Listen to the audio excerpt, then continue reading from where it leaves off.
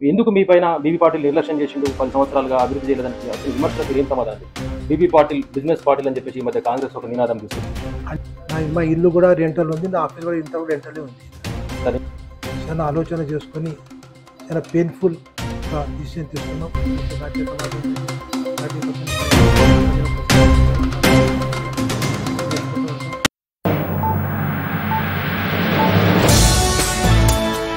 News ద్వారా కామారెడ్డి వేదికగా నడుపుతున్నటువంటి YouTube channel ద్వారా జైరాబాద్ పార్లమెంటు ప్రజలకు కొన్ని విషయాలు అందించాలనే ఉద్దేశంతో మేము ఇంటర్వ్యూకి వచ్చినాం సార్. థ్యాంక్ యూ, మీరు సమయం ఇచ్చినందుకు. మీరు మొట్టమొదటిగా మీకు అడ్వాన్స్ శుభాకాంక్షలు తెలియజేస్తూ, గత 2 సార్లు వరుసగా విజయాలు అందుకున్నారు, పార్లమెంటుగా సక్సెస్ఫుల్ పార్లమెంటేరియన్గా మీరు గుర్తింపు సాధించారు. అయితే ఈ దశలో మీరు మొదటగా బీఆర్ఎస్ నుంచి ఎంపీగా వరుసగా 2 సార్లు విజయం సాధించారు సార్. ఈసారి బీజేపీ నుండి పోటీ చేస్తున్నారు, ఎట్లా అనిపిస్తుంది సార్? మొట్టమొదలుగా జైరాబాద్ పార్లమెంట్ ప్రజలకు ధన్యవాదాలు చెప్తున్నా. 2 టైమ్స్ నాకు వాళ్ళు ఆశీర్వాదం ఇచ్చి పార్లమెంట్ తొలిసిండు. నేను కూడా సెంట్రల్ గవర్నమెంట్ని ఫండ్స్ తీసుకొని వేరే వేరే డెవలప్మెంట్, కాన్స్టిట్యూన్సీ డెవలప్మెంట్ కానీ, స్టేట్ డెవలప్మెంట్ కానీ, ఇన్ఫ్రాస్ట్రక్చర్ కానీ, రైల్వేస్లో కానీ, ఎడ్యుకేషన్లో కేంద్రీయ విద్యాలయం కానీ, సైనిక్ స్కూల్ కానీ, రూరల్ అర్బన్స్ కానీ, ఇటువంటి సెంట్రల్ గవర్నమెంట్ మ్యాక్సిమం స్కీమ్స్ తీసుకొని వచ్చి డెవలప్మెంట్స్ పనిచేసుకునే ప్రయత్నం చేసినాం. డెఫినెట్లీ ఇంకా డెవలప్మెంట్ కావాలంటే ఇంకా మంచి ఆలోచనలతో ముంగట్టు పోవాలా. అందుకోసానికే ఈ డెసిషన్ తీసుకున్నాం. అదే అంతే, ఇంతకుముందు పనిచేసేటప్పుడు అది వేరే గవర్నమెంట్, ఇది వేరే గవర్నమెంట్ ఉన్నప్పుడు ఆ ఓబీసీ ఇష్యూలు ఇంత కూడా పెండింగ్ ఉన్నాయి. మరాఠా కమ్యూనిటీ కానీ, లింగాయత్ కమ్యూనిటీ కానీ, వేరే కమ్యూనిటీలో ఓబీసీ కూడా పెండింగ్ ఉన్నాయి. ఓన్లీ ఈ డెసిషన్ తీసుకునేటప్పుడు చాలా ఆలోచన చేసుకొని చాలా పెయిన్ఫుల్గా డిసిషన్ తీసుకున్నాం.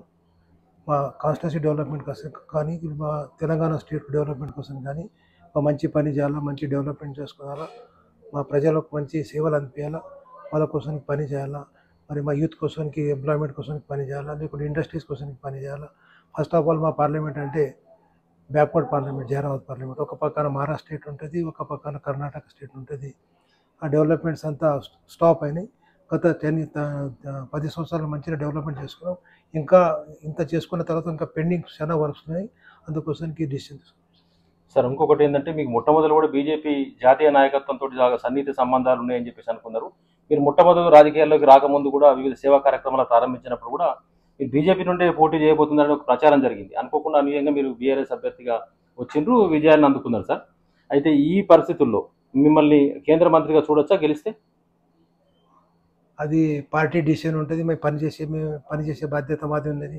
పార్టీ కోసానికి పని చేయాలా, ప్రజల కోసానికి పని చేయాలా, కాన్స్టిట్యూషన్ పని చేయాలా, అది చేసుకుంటూ ఉంటాం.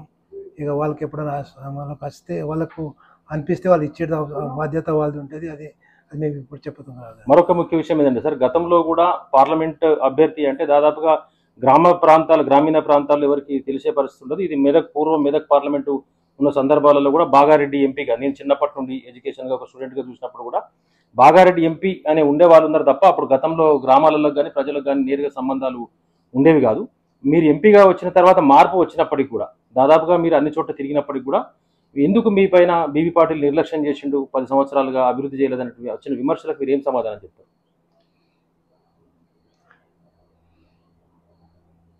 నాకు ఎన్ని బాధ్యత ఇచ్చిందో అని అంత పని ఒక్కొక్కటి చేసుకున్నాను. ఇక నేషనల్ హైవేస్ కానీ, ఇక మ్యాక్సిమం నేషనల్ హైవే మా పార్లమెంట్ కాన్స్టిట్యూన్సీ. ఎన్ని కిలోమీటర్లు నేషనల్ హైవే ఉంది సార్ మన పార్లమెంట్? మోర్ దాన్ 400 కిలోమీటర్స్ దాకా నేను నేషనల్ హైవే తీసుకున్నాను. చాలా గ్రేట్ అచీవ్మెంట్ కదా సార్. ఈ విషయంలో మరి మీరు ఎందుకు 6,000 crore దాకా అది ఎస్టిమేట్ కాస్ట్ అవుతుంది. ఇంత అభివృద్ధి రోడ్స్ కానీ, ఎన్ఆర్జీఎస్ రోడ్స్ కానీ, మరి నేషనల్ హైవేస్ కానీ, వేరే వేరే ఇన్ఫ్రాస్ట్రక్చర్ పని చేసుకున్నాం. అండర్ పాసెస్ కానీ, ఫ్లైఓవర్స్ కానీ, రైల్వే ఓవర్ బ్రిడ్జ్ కానీ, తర్వాత రైల్వే లైన్స్ కానీ, మోడరేషన్ ఆఫ్ రైల్వే స్టేషన్స్ కానీ, కేంద్రీయ విద్యాలయం కానీ, రూరల్ అర్బన్స్ కానీ, ఇవన్నీ సెంట్రల్ గవర్నమెంట్ నుంచి కనెక్టెడ్ స్కీమ్స్ ఉన్నాయి. అందులో మొత్తం నేను ఎక్స్ట్రా ఎఫర్ట్ చేసుకొని, స్టేట్ గవర్నమెంట్ సపోర్ట్ తీసుకొని, సెంట్రల్ గవర్నమెంట్తో మ్యాక్సిమం వాళ్ళతో కోఆర్డినేషన్ తీసుకొని పని ఇవన్నీ ఉన్నాయి. ఇంకొక విషయం ఏంటంటే సార్, ఇక్కడ ప్రధానంగా చెప్పుకునేది ఏంటంటే, బీబీ పాటిల్ బిజినెస్ పాటిల్ అని చెప్పేసి ఈ మధ్య కాంగ్రెస్ ఒక నినాదం తీసుకొచ్చింది. 100% బిజినెస్లో అనేటువంటిది మీకు ఏమైనా అడ్డంకి కాబోతుందా? మీ యొక్క పనితీరుకి ఏమైనా ఇబ్బంది కలుగుతుందా? 100% అది తప్పు ఉంది. ఇంతకుముందు బిజినెస్ చేస్తుంటే నేను వచ్చిన తర్వాత ఇక్కడ ఏం బిజినెస్ లేదు. No contracts, no business, no real estates. మా ఇల్లు కూడా రెంటల్ ఉంది, నా ఆఫీస్ కూడా ఇంత కూడా రెంటలే ఉంది. సార్ ఇంకొకటి, ఇప్పుడు జాతీయ రహదారులు పిట్లం మీదుగా జుక్కల్ కాన్స్టిట్యున్సీలో దాదాపు అక్కడ ప్రజలు దాదాపుగా భూముల విలువలు రావడం కావచ్చు, మార్కెట్ అనేటువంటి దాదాపుగా తేడా వచ్చింది. ఆ ప్రాంతంలో అభివృద్ధి కొంత మార్పు కనిపించింది. అది మీ ద్వారానే జాతీయ రహదారి వచ్చిందని ఆ ప్రాంత ప్రజల్లో అక్కడ చర్చ జరుగుతూ ఉంది. అయితే కరీంనగర్ నుండి మరొక జాతీయ రహదారిని కూడా మీరు ప్రకటింపజేసింది, కానీ ఇప్పటిదాకా కూడా దాంట్లో కనీసం ముందడుగు పడలేని పరిస్థితి ఉంది.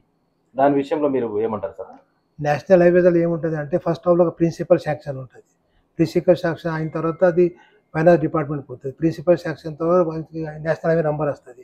ఇంతవరకు కరీంనగర్, కామారెడ్డి, ఎల్లారెడ్డి, పిట్లం రోడ్కు నేషనల్ హైవే నంబర్ రాలేదు. అందుకోసం అది పెండింగ్. తప్పకుండా అది కూడా చేసుకుంటామని నాకు విశ్వాసం ఉంది.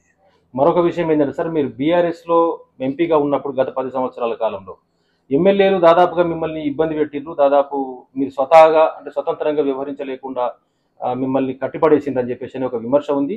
దాదాపు కొన్నిసార్లు మీరు రోడ్ శాంక్షన్స్ కానీ మిగతా డెవలప్మెంట్ పనులకు మీరు స్వతహాగా మీ దగ్గరకు వచ్చిన కార్యకర్తలకు ఇచ్చినప్పుడు వాళ్ళు అడ్డుపడ్డారని ప్రచారం జరిగింది. దాదాపుగా మిమ్మల్ని అభివృద్ధి వైపు పోనీయకుండా సొంతగా పనిచేసుకోకుండా అడ్డుపడ్డారన్న ప్రచారం చాలా పెద్ద ఎత్తున బీఆర్ఎస్ పార్టీలో వినిపించింది. అది నిజమేనా? ఇప్పుడు మీరు ఇప్పుడు కొంచెం రిలీఫ్గా ఫీల్ అవుతున్నారా?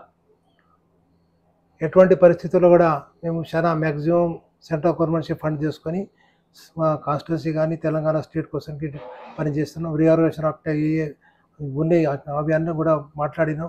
అది కూడా చేసే ప్రయత్నం చేసాం. అప్పటి బీబీ పాటిల్కు ఇప్పుడు బీజేపీలో బీబీ పాటిల్కు పనితీరుకి ఇప్పుడు ఇక్కడ ఎవరు మిమ్మల్ని అడ్డుపడే పరిస్థితి కానీ ఇంకోటి ఎమ్మెల్యేలు కానీ ఉండదు. మీకు గెలిస్తే ఇప్పుడు మీరు స్వతంత్రంగా పనిచేసుకునే అవకాశం ఉంటుంది. ఇప్పుడు మీ పనితీరులో ఇంకా డిఫరెంట్గా ఉండే అవకాశం ఉందా? ఎమ్మెల్యే విషయంలో మాట్లాడేది అంత నాకు అవసరం లేదు. డెఫినెట్లీ ఇక్కడ కూడా నేనే ఉన్న బీజేపీ నుంచి, అక్కడ ఉన్న బీజేపీ గవర్నమెంట్ ఉంది. అందుకోసానికి ఇంకా ఎక్కువ పనిచేసే ఛాన్సెస్ ఉంటుంది. ఇంకా కాన్ఫిడెంట్గా పనిచేస్తానని నాకు విశ్వాసం ఉంది. ఇంకొక చర్చ కూడా జరుగుతూ ఉంది సార్, బీజేపీ పార్టీలో మీరు ఎన్నిక తర్వాత కామారెడ్డి ఎమ్మెల్యే రమణారెడ్డి గారు మీ మధ్యలో ఎట్లా ఉంది, సఖ్యత ఎట్లా ఉంది? మిగతా నియోజకవర్గం జుక్కల్ నియోజకవర్గంలో ఏమైనా డిఫరెన్సెస్ ఏమైనా ఉందా? అందరూ మీ దాదాపుగా అందరూ నాయకులందరూ కూడా మీకు 100% అందరూ కలిసి పనిచేస్తున్నాం. డైలీ ఎవ్రీడే మాకు మీటింగ్ అవుతున్నాయి. మంచిగా స్ట్రాటజీ చేసుకొని పనిచేసుకుంటున్నాం. తప్పకుండా గెలుస్తామని ఇది కూడా విశ్వాసం. మోడీ ఎఫెక్ట్ మీకు కలిసి వస్తుందని భావిస్తున్నారా? మోడీ ప్రభావం 100% బీజేపీకి చాలా మంచి మ్యాండేట్ ఉంది.